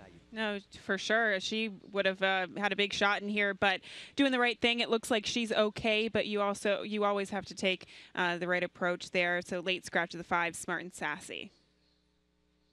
All right, so the 5's out. Here's a look at who remains now in this race. Dream Passage. She is going to be making her 3-year-old debut. The 9 filly in here for trainer Brian Lynch. She had her turf debut, second start of her career, and she faced Lipstick City, who would win that race for Chad Brown, who's gone on to become a stakes winner. 4 next out winners in that race. 2 have won stakes. It was a pretty good effort back in September who Dream Passage faced. You know, it's a funny field, Greg, and we'll take a look at the race, I imagine, at some point, because about 37 horses hit the wire together. Yeah. And in general, that's not a great sign. And while horses have done okay out of it, they're not that good. It's an okay race. But what it was open company. And this horse is now running with New York Breds, and she broke from post 12 in a 12-horse field. So she ran very well in it. If she comes off a layoff and runs back to this race, or even builds on it, Paul, in her first start as a 3-year-old, she's going to be very tough to beat. She's going to be tough. Joel Rosario, it is an elite rider. I thought this was not a good ride. He was waiting the whole way to let her go, and she was trying to get to the front end instead of just going on with it. He just kept waiting and waiting. I think he got overconfident and thought he was loaded. You see Brian's got great numbers, and he really does. He's a great trainer. He's a great trainer. These are 20%, though, and the ROI is good. Yeah. The problem is this race is going to be 2-1, 8-5 in this race in a big field. You don't want 20%ers. Now, most of the horses probably didn't look like Dream Passage. You can't make a strong argument she's not the horse to beat. The question is, do you want her to short price off a layoff, and who are your alternatives? My alternative, unfortunately, was the 5, who ends up being scratched. I don't like the 12, Piquet. To me, Paul, she had chances against weaker fields, and she failed to seal the deal, and she failed to seal it in 2 races she frankly should have won. Yeah, right here, I mean, the pace setter in this race had sort of gotten away, but for a split second you think she's going to win. Then she got green, and she's going to duck to the inside here. I didn't know if Castellano wanted to go to the inside or not, but he's going to actually get beat, not by the front runner. He's going to be the horse in third, which I don't know if he thought this horse was home or not, and it's weird, but it seems to me in all of her races she goes wide, and then she ducks straight to the rail. I also don't like closers that get the lead and get caught from behind. With you. It's just not a great sign. There is a lot going on in this race, so a lot of interesting players. I think this is one that Maggie really has a lot of work to do in the paddock. That I did, Andy. You're right. As we'll check in with your favorite. It's number 9, Dream Passage. As she returns off of a layoff, she is a big, good-looking filly, and I like her. I respect her. But as far as coming back here today, I do wish she looked just a bit more tucked up, and I'm saying that because she's going to be such a short price. So with that in mind, we'll see what shakes out with her. But certainly, to me, on paper, she's the horse to beat. But there's some first-time starters in here that I think are very intriguing, and some with some decent pedigrees. Number 8 is La Moneda for Brendan Walsh, and she is a foal to Dream Doctor, who is at least an efficient turf router or kind of that mid-distance type of runner. And she's solid. She's been the ultimate professional in her debut. She'll probably need a start. You know, she doesn't get Lasix for debut. Maybe they're just looking to get some foundation into her, but certainly looks the part as far as her individuality is concerned. Moving on to number 10, Tiz Arbella, a daughter of Tisway, and that's probably the best influence for the turf. I like these Tisways on turf, and look, Jimmy Bond, he trained Tisway, and he's putting his progeny of Tisway on the turf, so he kind of feels that way too. She is dappled head to toe. She looks great, but one that might benefit from a start.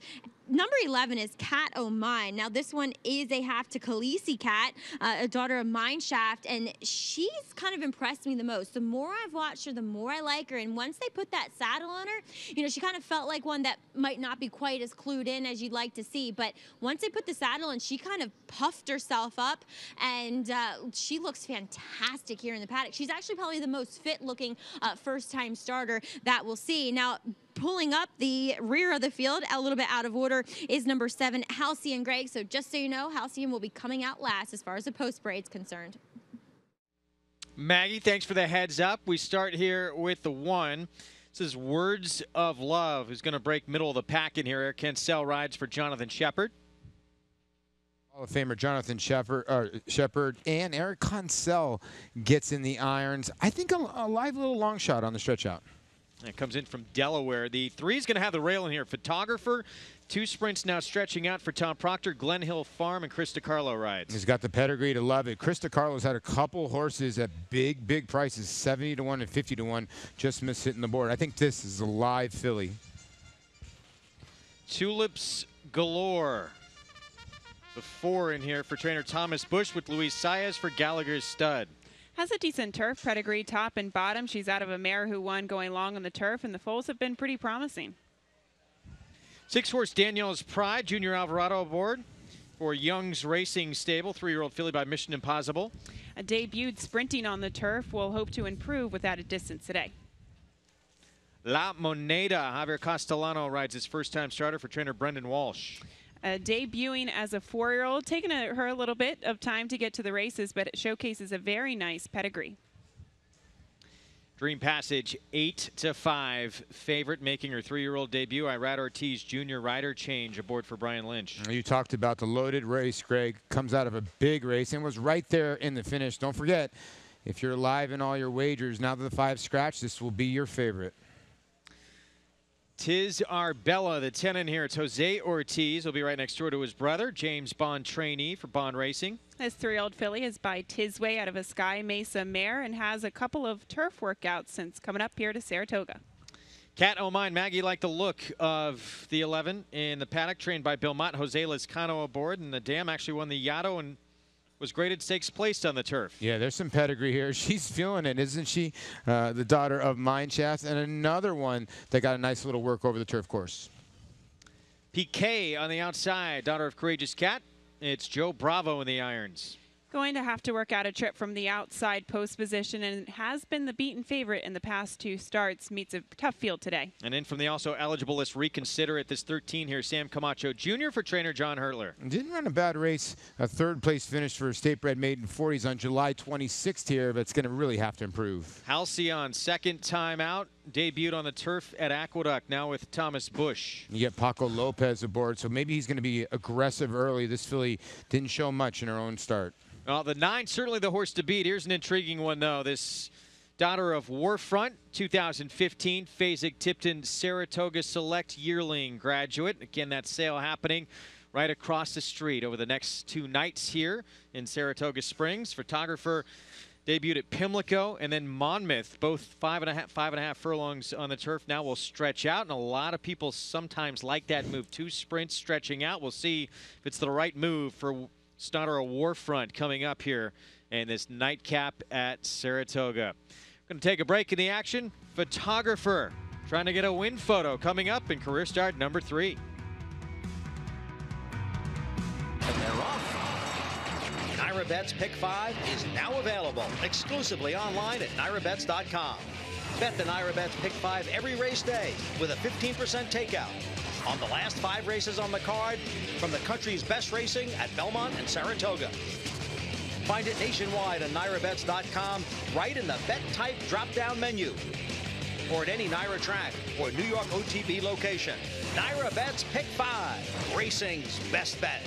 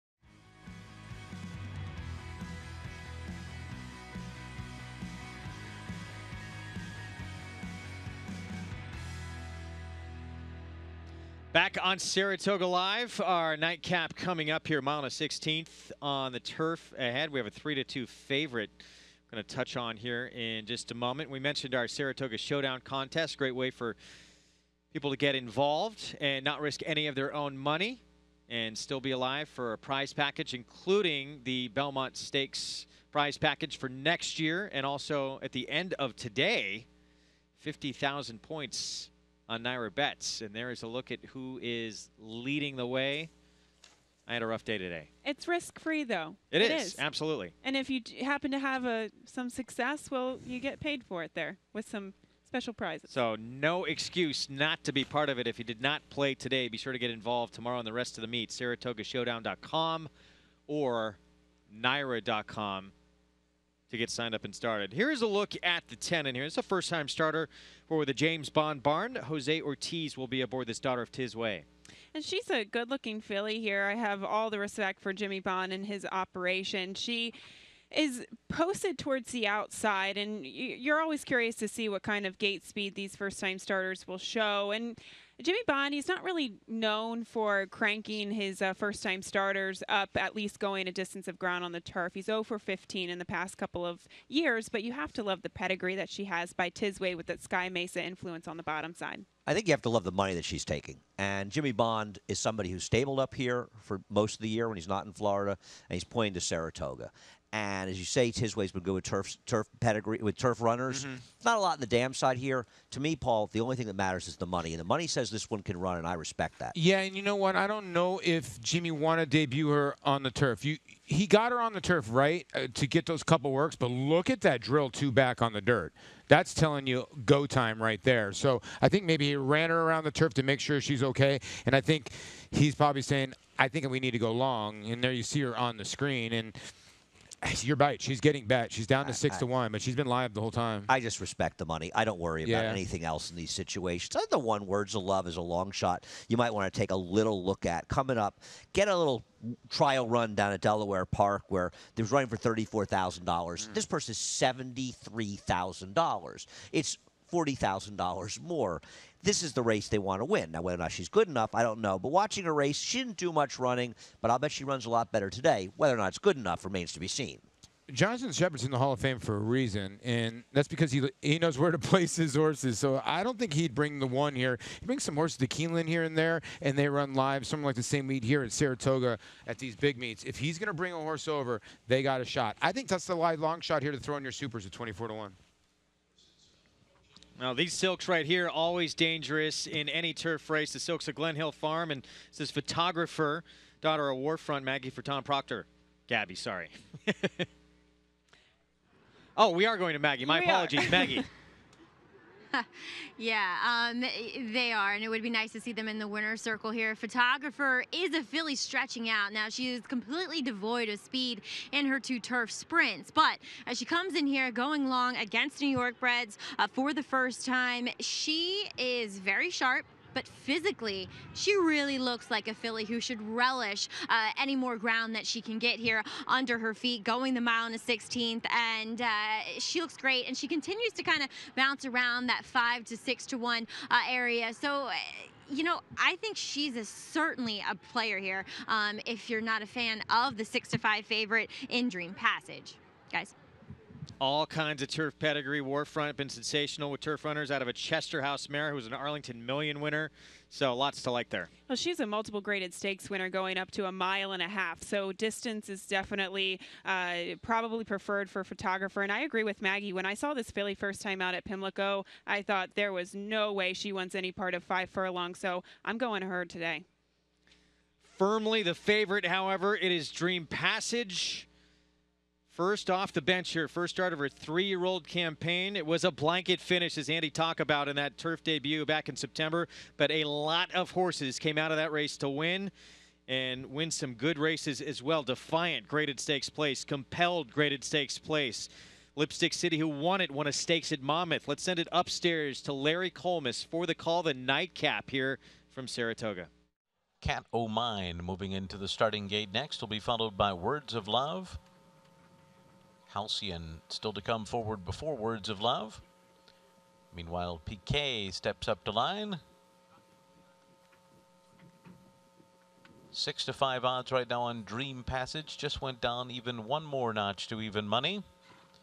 And there'll be one more to load after we get Words of Love into the starting gate. And that will be Reconsider It, who will come up to the outside stall here and complete the line. Reconsider It goes in. They're all in line. They're off. Halcyon is sent out of there with speed. Words of Love is up and on the pace too. So is Dream Passage from the outside. Halcyon and Dream Passage will be 1-2 as they race for that turn. Dream Passage is going to grab the front here and open up a length and a half. Then a line right behind. Halcyon on the inside. Words of Love right up in that mix too. And farther out is La Moneda. On the extreme outside, Reconsider It is now moving up into contention. And then it's back to Tiz Arbella. Break of another 2.5 lengths more. Back to Photographer, who is racing about 8 lengths off the lead after a 22.84 opening quarter mile. Then Piquet on the outside of Danielle's Pride, followed by Tulips Galore and Cat O' Mine.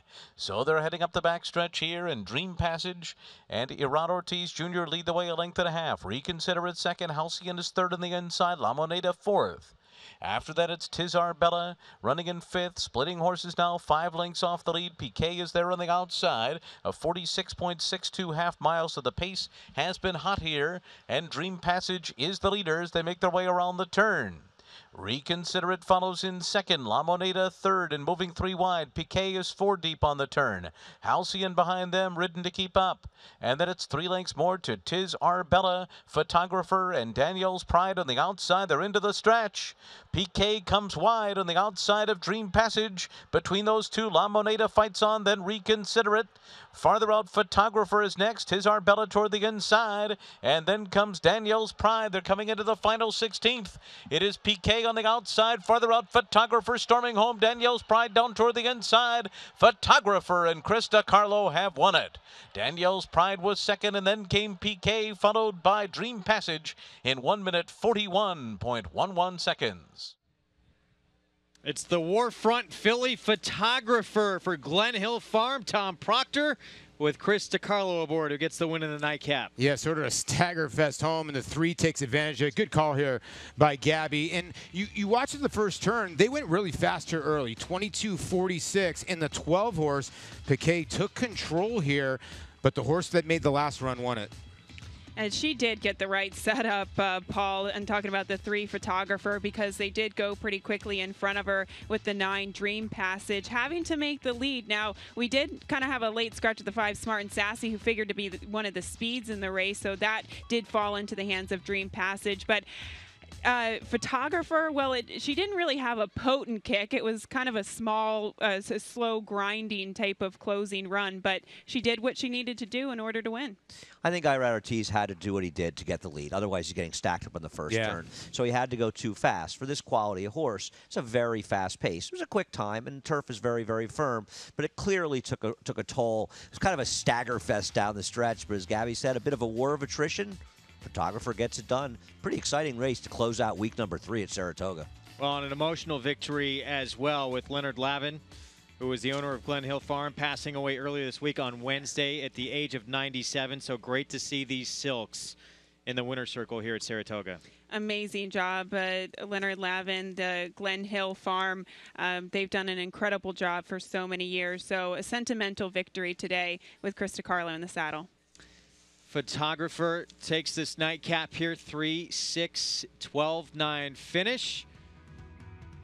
Wins here at 6-1. We're going to take a break in the action. We'll be back with more Saratoga Live right after this. Gunnevera, Travers bound. It's going to be a wide open group in the Midsummer Derby. We'll talk about his comeback effort next.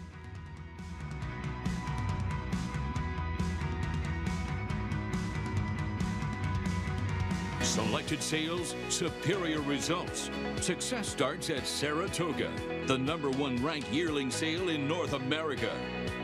We found Belmont Stakes winner Kaprat at Fasig-Tipton, Saratoga. Where will you be in August? Before Tepin conquered the world, she was a Fasig-Tipton Saratoga sales graduate. Where will you be this August? The Fasig-Tipton Saratoga sale, August 7th and 8th. Where will you be?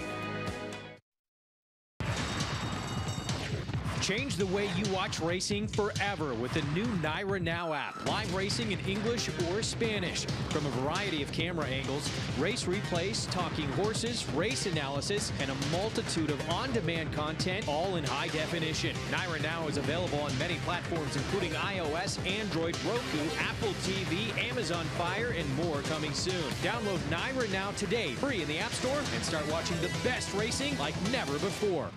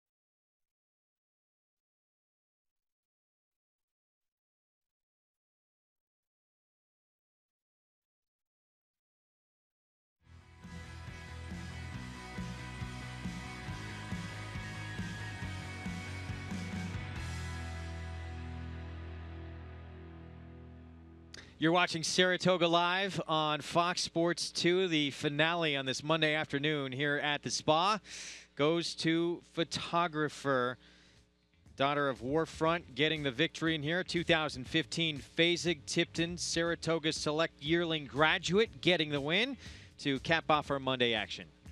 And she was closing from off of the pace, a little bit of a grinding type, but she had the pedigree to keep on keeping on by Warfront out of a mare who ran up to 1.5 miles.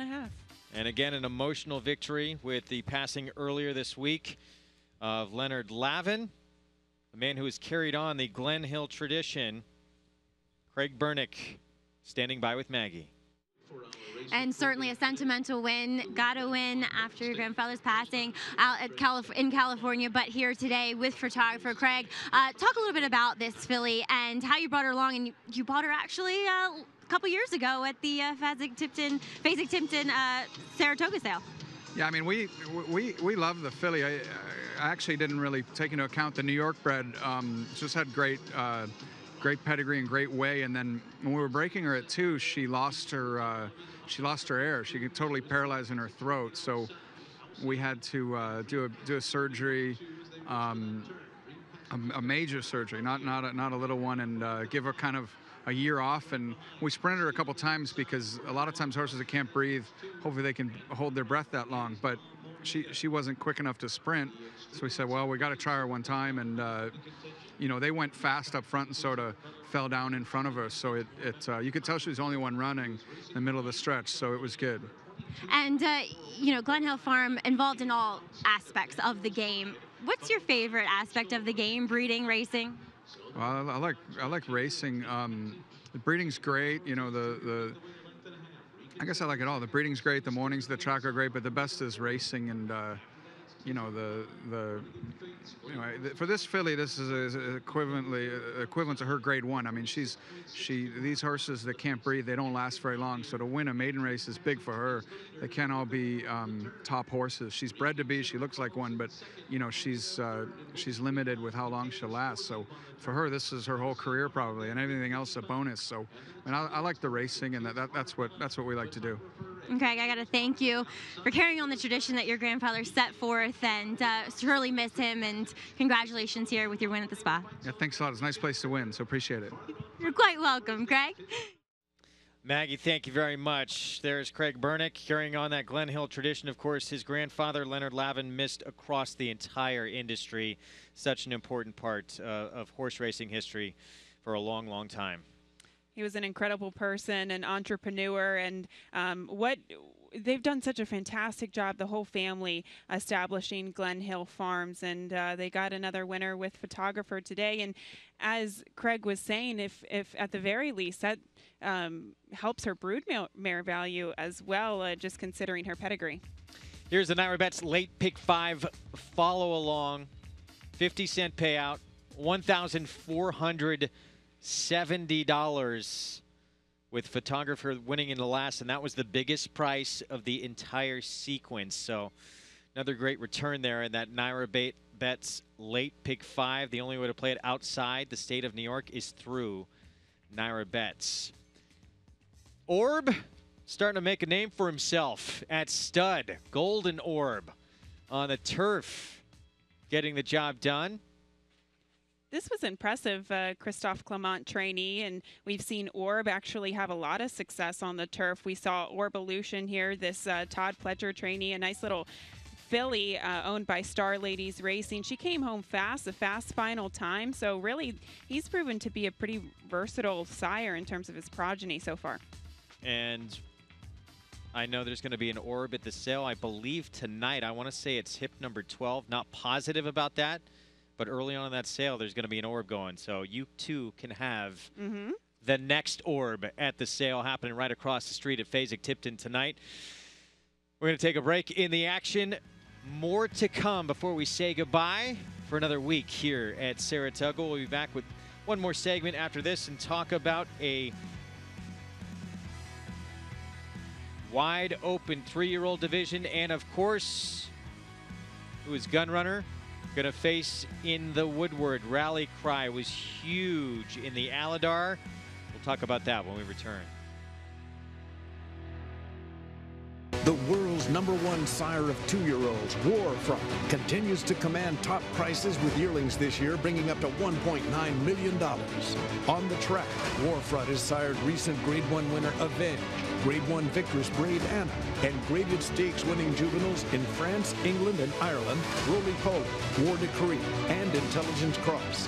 A leading sire on all fronts, from Paris, Kentucky to Paris, France. Claiborne Farms, Warfront. Make NyraBets your home for online horse racing and betting. Use NyraBets to bet on live horse racing from around the world. Bet from anywhere, anytime using your computer or mobile device. Earn valuable reward points on bets. Play in our exclusive promotions and earn cash rebates. Sign up at NyraBets.com and start earning your sign-up bonus today. NyraBets, racing's best play. Use promo code PICK5 to get a $200 new member sign-up bonus on NyraBets.com.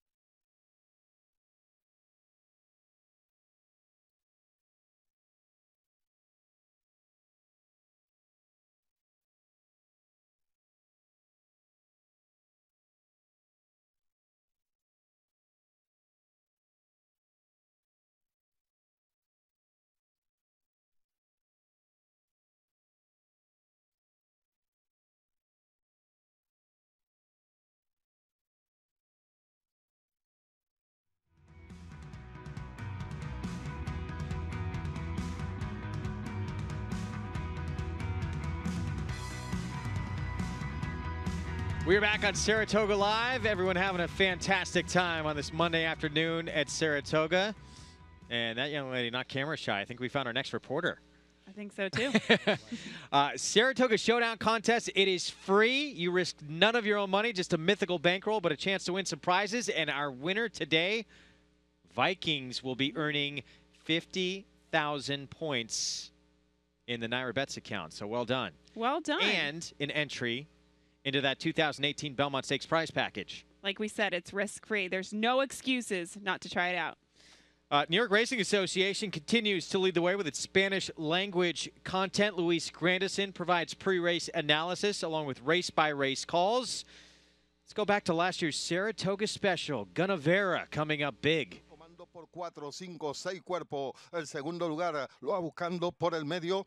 Rápidamente el ejemplar Goody Beral va buscando el segundo lugar. Recruited Ready con Irak Ortiz mantiene el comando. Por fuera está atropellando fuertemente Goody Beral. Pasó de viaje. Javier Castellano con Goody Beral a Recruited Ready. Tercera está That was a sensational burst. It came right here at Saratoga during his 2-year-old campaign. He would go on to win the Fountain of Youth. Of course, a rough trip in that Kentucky Derby, guys, but he comes back in the Tangelo at Gulfstream yesterday, and he was supposed to win this race by a mile, and he did. The Tangelo is always my favorite prep for the Travers, Paul. Going back many years, I found this to be the right road to the canoe in the lake. Well, I'm going to go out on record. I picked this horse in the Derby, so shame on me. I think he peaked. And here's the deal. And when I got to saw him in Florida, or get to see him in Florida, he doesn't hold his weight. I'll give you this. He was a horse that, to me, lost weight when he was trying to get on the Derby trail. So maybe that step back a little bit could help. And being a smaller horse, he might like the tighter turns here. He'll be running late. He tries hard. I have a suggestion to his connections, who I'm sure are dying to hear what I have to say. Cut him back in distance.